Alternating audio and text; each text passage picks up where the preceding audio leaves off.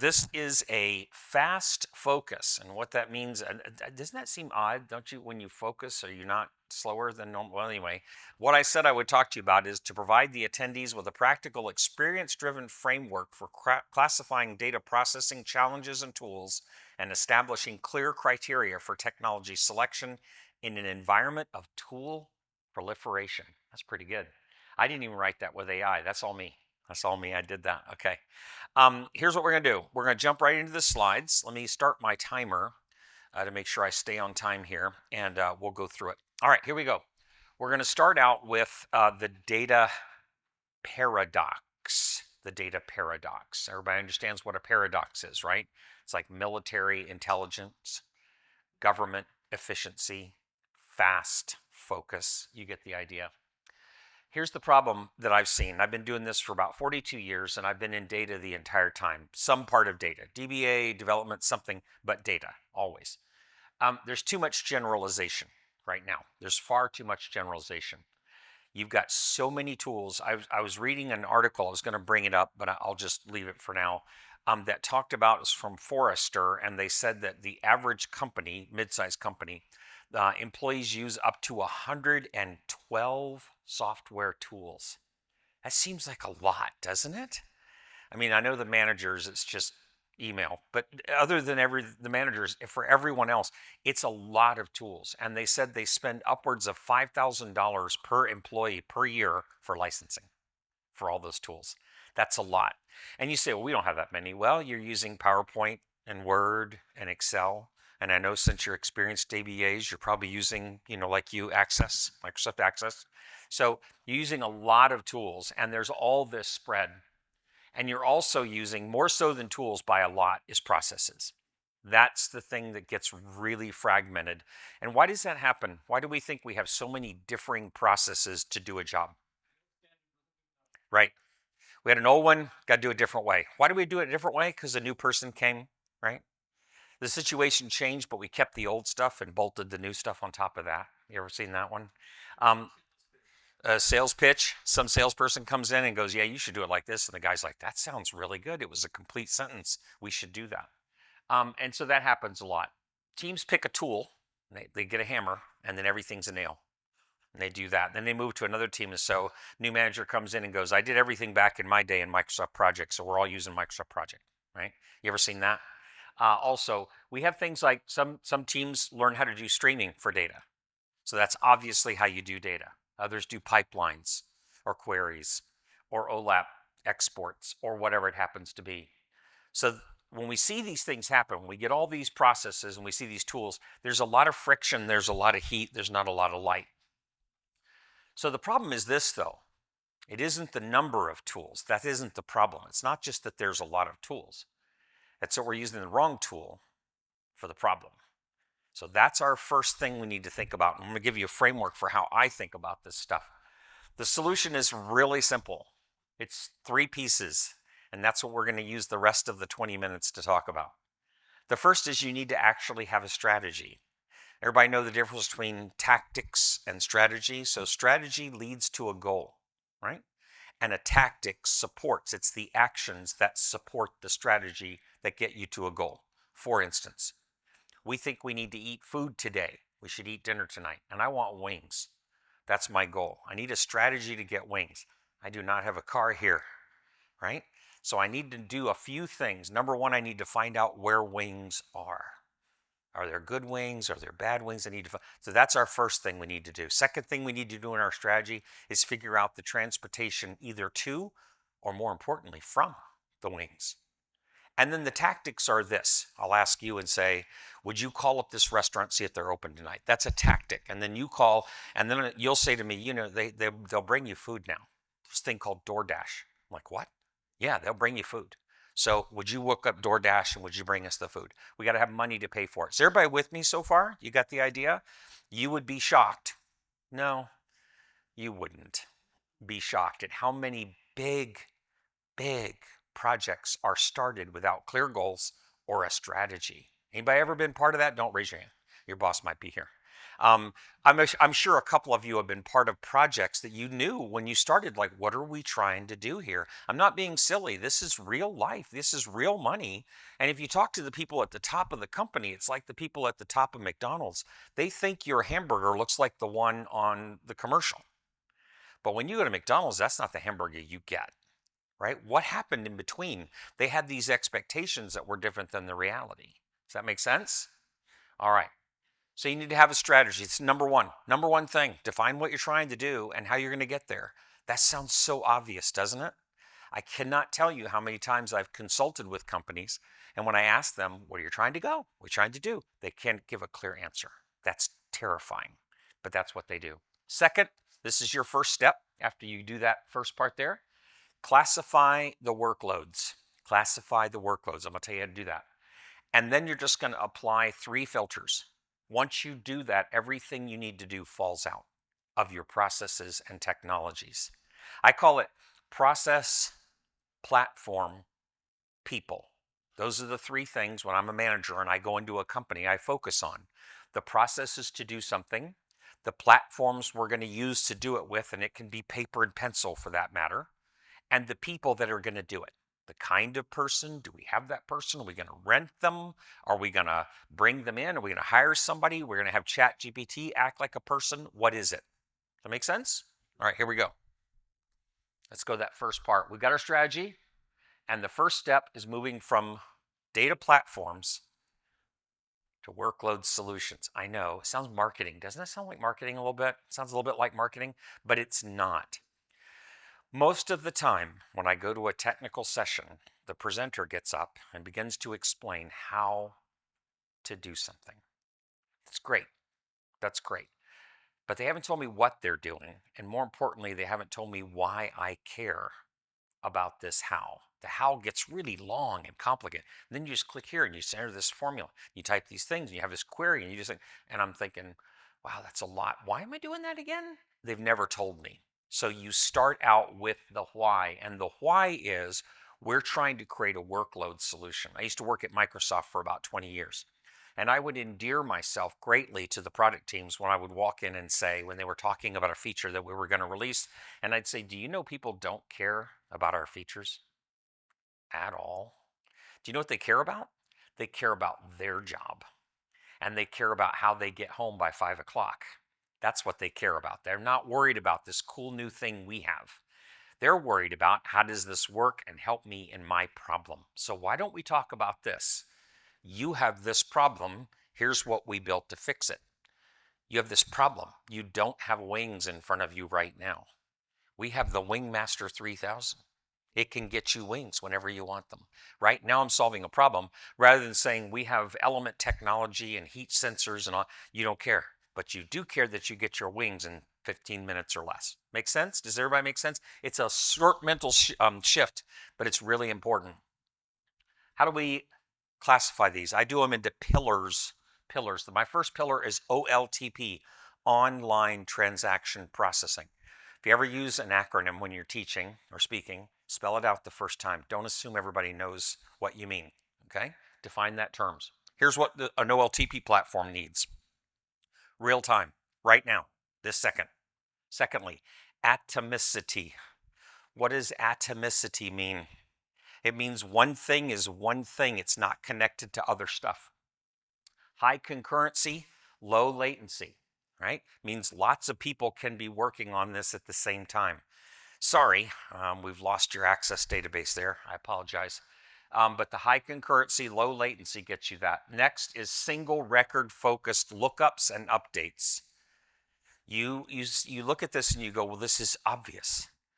Do you know what I see 100% of every company I deal with do to this day since the 80s, since I've been doing this in the 70s? They're running reporting on production. You just don't do that. Yes, you do. People are doing it all the time. Big, important companies are doing this because I tell them, are you looking at single record inserts, updates, deletes, a CRUD matrix, create, read, update, delete? Blank stare. You're not running any reports out of there. You're not doing aggregates out of there other than in solution to insert the data or delete it. We may have some of that. Okay, now you've lost this. So classify your workloads first.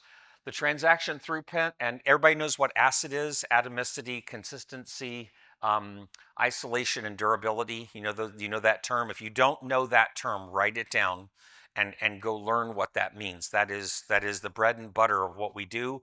Invented a long time ago to get us out of COBOL flat files in 1969.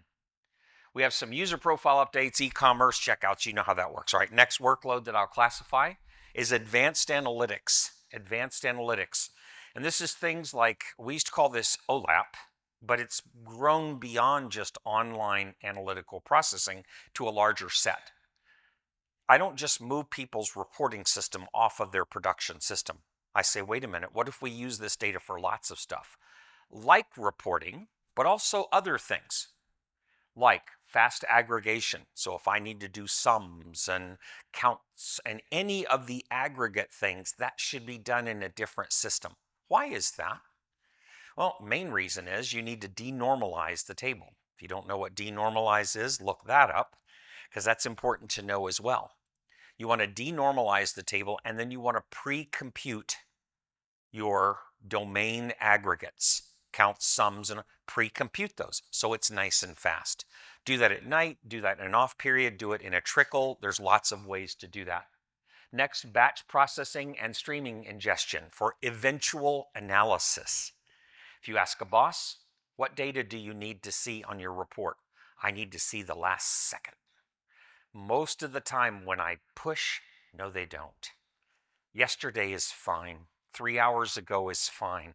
They do not need to know that they sold that pizza on that register in Peoria, Illinois 38 seconds ago. They really don't. And if they are, they're being tactical. They are not being strategic. Are you with me so far? This is harder than it looks. Take your workloads, not what you're doing today, your workloads, and classify them this way, and then see if they're in the right pillar. They probably won't be. And then finally, you can see here, by the way, I missed streaming. Streaming ingestion is like literally by the second, and it is time series, and it's usually insert only, not any changes. The batch processing, we do it at a certain time. And you can batch process throughout the day, but it's just not by the second. Everybody with me so far? Looks good? All right, good. Final pillar. Please. Okay, the statement was, can I be so bold as to add? And the answer is always yes. And he says he talks about columnar indexing over standard B tree and other style indexing. That's a speed relationship, and it's a very important point. If you're thinking columnar, you're already thinking, why? And the answer is because I'm reporting off of it, which means it needs its own system. Okay. By the way, this does not mean, I've seen this. We do have a reporting system. You do? You moved it off your production database? Yes. Where is it? On the production server, in another database, in that instance. And I'm like, okay, so that doesn't count? You put your bicycle in the trunk and you're driving your bicycle around? Still doesn't count? Okay. Final piece, AI. Sorry, we got to say it, but it's becoming a thing. Your boss has heard of it. They're going to do it. And to do that, you're going to need certain kinds of data patterns. One is training data. The next is retrieval augmented generation. And what this means is I'm going to suck out data from all over the place and turn it into a standard format so that when I query the large language model, it can query my local systems and be as smart as both. It can't just do that natively. You can't just throw a Word document at it and a PDF. You have to translate that stuff to make it work. We'll talk about that in the vector database session if you come tomorrow morning. Models. You will store your models. They'll actually be versioned because they get better and worse based on what you're doing.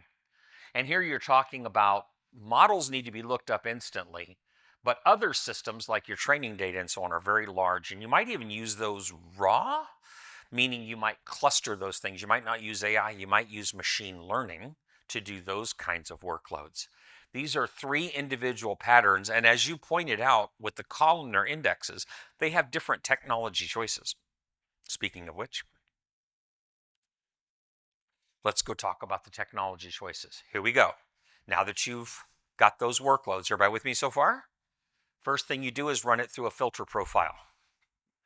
The first filter profile you're going to run it through is value. Notice I did not say cost. Everything costs, even the free stuff. In fact, the free can be more expensive. Everything costs. I don't care about cost. If I pay $1 million for something, I don't care if it makes me $2 million. So I'm looking at the value, the delta between what it cost me and what it provided me. If you don't know how to do a return on investment, ROI calculation, even as a DBA, go learn to do that. It's a formula. You'll love it. Next is you have to care and feed it. I call this petting the puppy. It's great to get a new puppy. Your kids come up, Dad, I want a puppy. And they've got the puppy and it's got sad eyes and fur. And you take it home, and who cleans up the vomit and the poop? And who feeds the dog? And who pays for the dog food and takes it to the vet when it eats a rubber band and costs $3,000 for a boweloctomy or whatever they do to it, right? You do. So remember, there's ops. There's also support. There will be times, this is hard to hear, but you got to hear it. There will be times when things you don't know. There's going to be stuff you don't know. You have to call somebody. So you got to figure out support. How effective is it? How efficient is it? And how do I calculate? I know this is a term from the 90s, but total cost of ownership. That's all this stuff. Okay? Next filter, skill and maturity. Do you know how to use it? Does anyone know how to use it?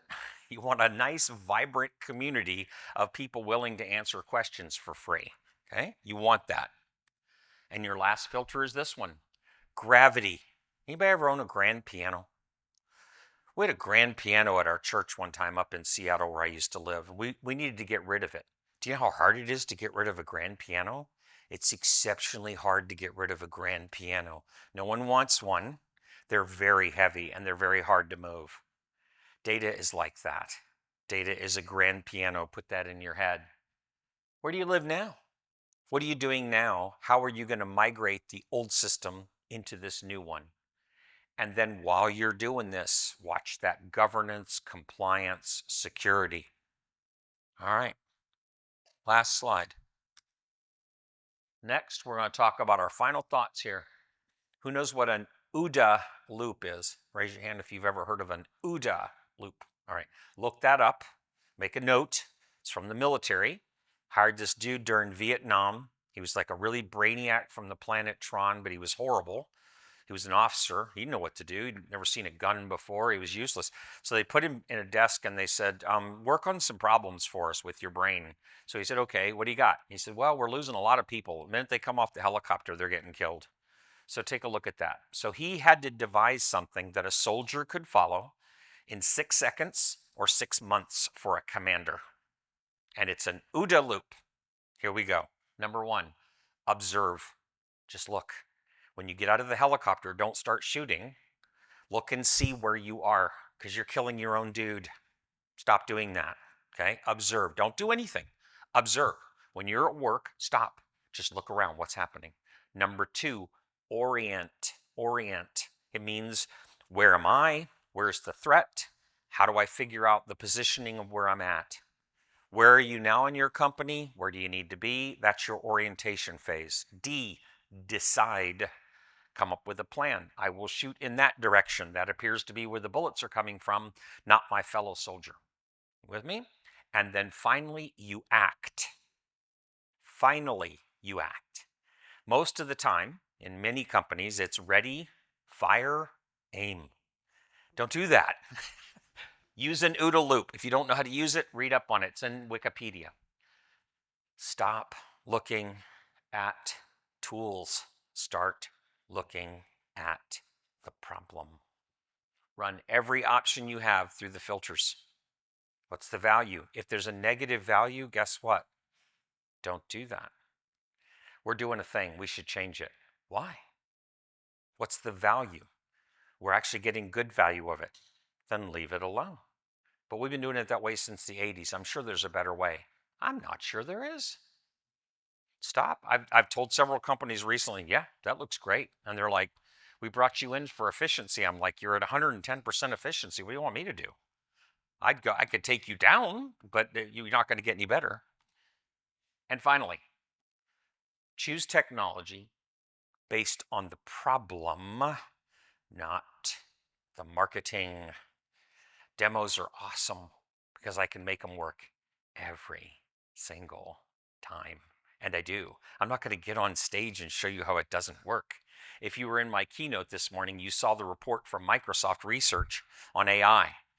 And they were talking about this incredible value in AI. And the next bullet point they found in their research was, but it turns out when you try to use it in real life, it doesn't work. I thought that was amazing to see those two words together. Like, okay, interesting stuff. All right, I'm gonna leave some resources up here, but you don't need to take a picture or anything like this because these aren't live links. They are in the file that you need to download. If you want the direct slides, by the way, hit me up on LinkedIn. Say I came to your session, Live 360. Can you send me the raw slides? I don't want the PDF, and I'm happy to do that. Do we have any questions? We have like 1 minute left. Do we have any answers? Okay, well, thank you very much for your time. I hope this was useful.